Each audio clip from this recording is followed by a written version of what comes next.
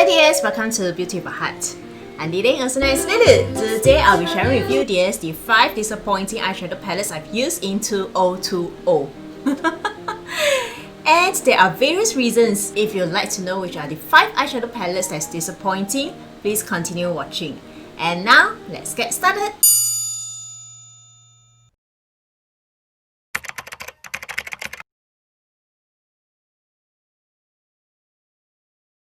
First palette will be this from Tilbury Pillowtop Instant Eyeshadow Palette. I think I bought this in either January or February. Back then, I was very into pink eye makeup look, especially the soft pink. I love the color story, but just hope that they have more shimmers and metallics because over here there are only 4 shimmers and metallics. I also did a get ready with me reviewing this palette.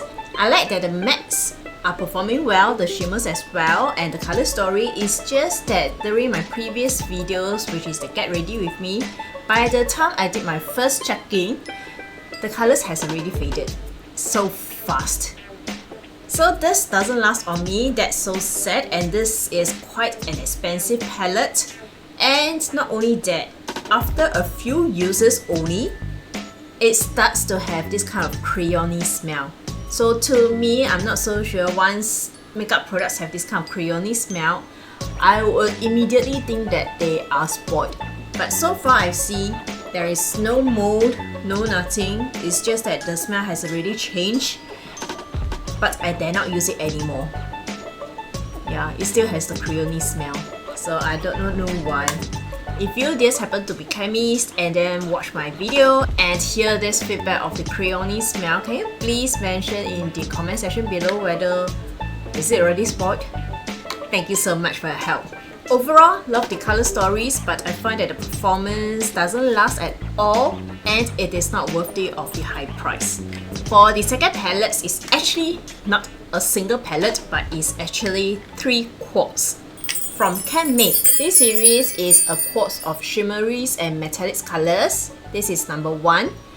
It's all written in Japanese, so actually I do not know the color name. But what I like about Asian eyeshadow brands is usually they will have a diagram over here and then instruct you which color to use at which part of the eyelid. So this is number 1, the neutral natural ones. This is number 2, which is the pink one, which I love soft pink eyeshadows. And this is the third one, the bronzy one. To be fair for Can Make, most of the Asian eyeshadow formulas are very mildly pigmented. There is a group of people that like the mild pigmentation because it is very forgiving and is very good for the makeup beginners.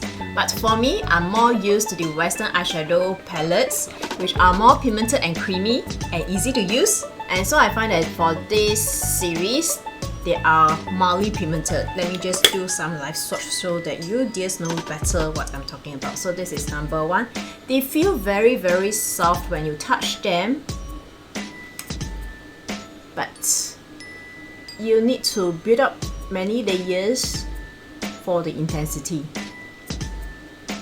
I think that's because Asian actually focus more on soft looks on the eyes. That's why it is not so crazily pigmented. And this is the second one, the pink one.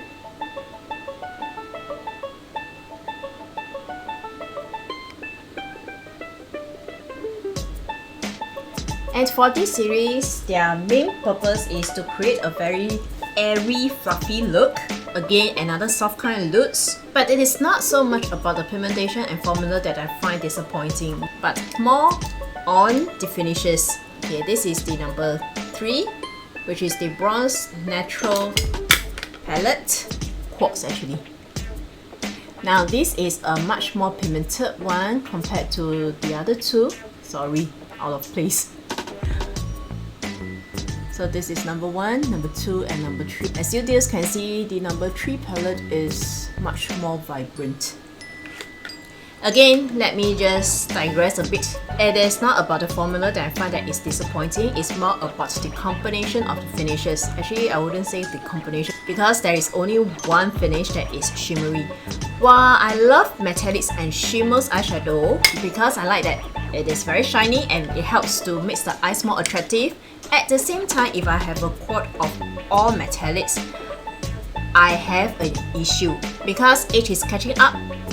My eyelid is very mature with all the lines, the bumpiness, and when I use this all on the eyelid, the metallics and shinies reflect lights better, and this is very not forgiving for my flaws on the eyelid. So it will reflect the bumpiness and the lines very obviously. And for my makeup habits, when I'm using a quartz or like eyeshadow palettes, I seldom pull out one or more eyeshadow palette to combine them and create an eye makeup look. So I find that it would be much better if they can include some matte finishes in this quartz. Okay, this is the third one, which is from Dear Dahlia. I've actually did a video about this, reviewing some of the products from Dear Dahlia. Dear Dahlia is a Korean brand, and I'm so happy that this is also a cruelty-free brand because I love Korean makeup. It's just that there are a lot of brands that are not cruelty-free. So this is their eyeshadow. Empty slot over here. I just removed it today because I just realized it has turned moldy again. Yeah, a lot of my makeup has turned moldy. When I first saw this eyeshadow palette's photo, I was very intrigued by this kind of color stories. Again, there is pink, there's natural, neutral colors. In fact, I think that the color story is very similar to the Huda Beauty New Nude palette, which I always love the palette, but I never got it. And I never expected that this is so small. This cost about 95 or 96 Sing dollars. I bought it from Sephora Singapore online.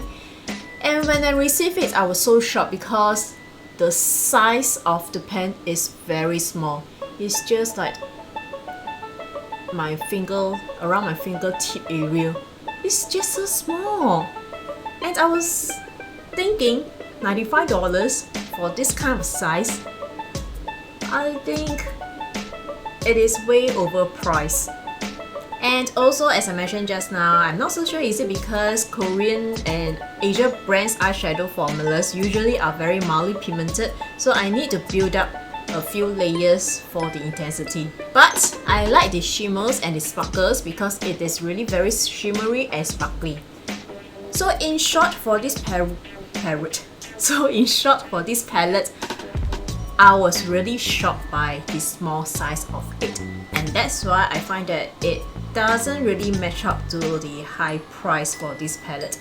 $95. I could have bought probably a Natasha Dinona 12 pan eyeshadow palette, but I will touch on that in a very short while.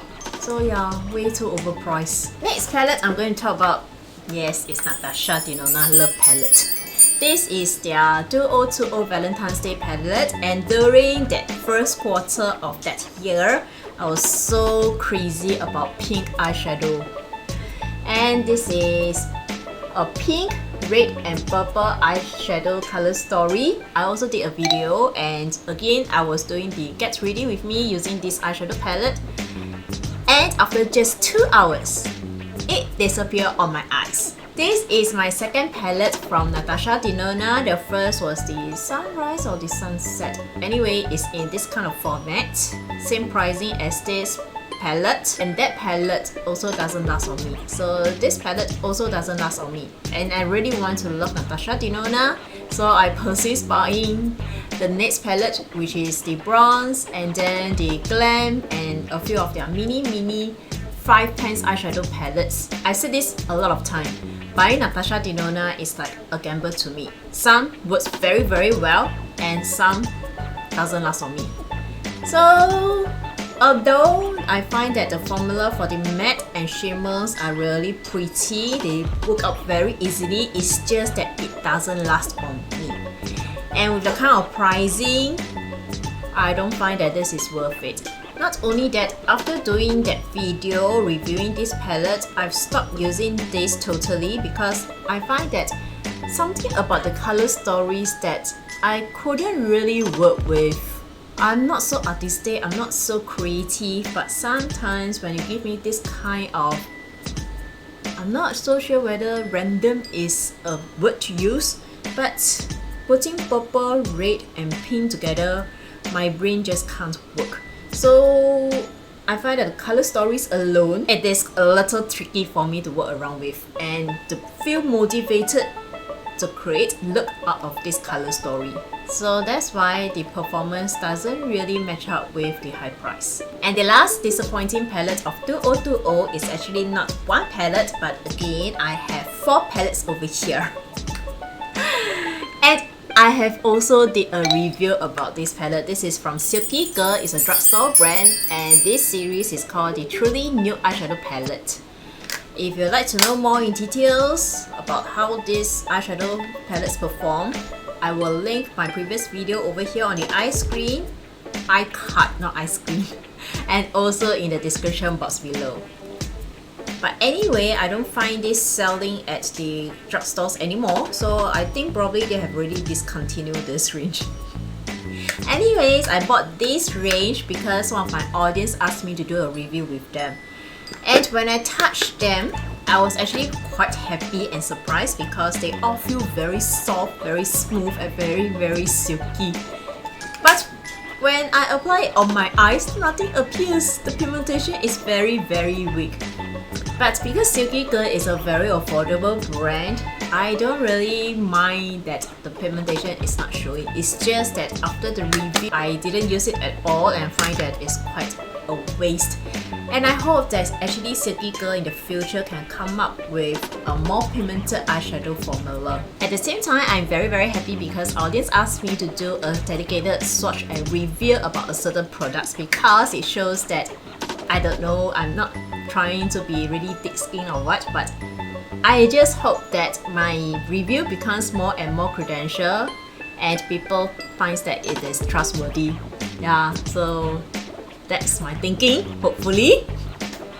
So dears, if you have any cruelty-free makeup products for me to review, please state in the comment section below, yeah? Thank you so much. Actually, I've already accepted some of the requested makeup products to review on, and I feel so blessed. Alright dears, now it's your turn to share with me. Is there any disappointing eyeshadow palettes that you have used in 2020? Or maybe not just eyeshadow palettes, but any makeup products that you find that is disappointing to use in 2020? Please comment in the comment section below, yeah? Thank you so much. And last but not least, here's an inner beauty tip for us to be more beautiful and more wise. Don't rush on anything. When the time is right, it will happen. I'm not so sure whether you dears have heard it before. There's a Chinese saying, to take a step back is actually to move one step ahead. Contradicting, isn't it? But sometimes there's some philosophy behind it. Alright dears, that's all for the sharing today. And if you happen to like this video, please consider to subscribe. Thank you so much.